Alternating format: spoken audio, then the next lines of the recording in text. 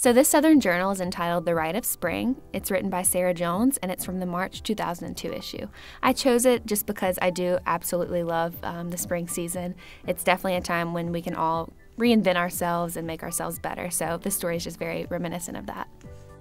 Every weekend morning, my husband and I walk the half-mile drive that leads from our front door to a crooked country road. Living on 300 acres, we enjoy all seasons, but a palpable shift in mood takes place in the spring.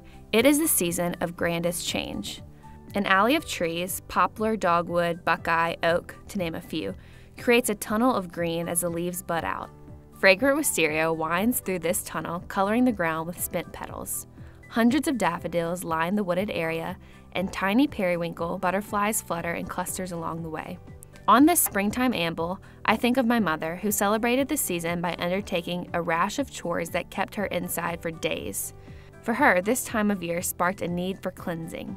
Not an outdoors person, my mother greeted the turning season with rubber gloves and a dustpan. She enjoyed a spotless house and worked tirelessly to keep it so. She began by throwing out winter clutter and giving away unworn clothes and useless knickknacks. Along with sweaters and coats, she put away winter linens. The arrival of warmer weather also meant taking down heavy drapes and washing the shears. She flipped the mattresses and in many years even changed the fabric on the dining room chairs. I think of all of this as I walk through the mottled light and detour up the ridge to hunt for the first trilliums. I spy one, and as I swoop to examine the rich red-brown wildflower, I wonder, why didn't I ever follow her lead? Up to this point, modern conveniences, a demanding work schedule, an overbooked life, and a relaxed attitude toward housework deterred me from practicing my mother's springtime ritual. Mulling it over, I concluded that, ironically, our goals were similar. Of a different generation, my mother celebrated this time of year by finding order and rebirth in our home.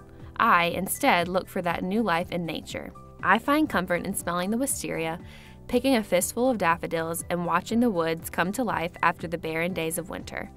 As my husband and I stroll back toward our home, I think of my mother and how she would have spent this March morning scurrying about the house, preparing for spring. As we leave the trees, I study our house and I feel a growing need to ready it for a new season.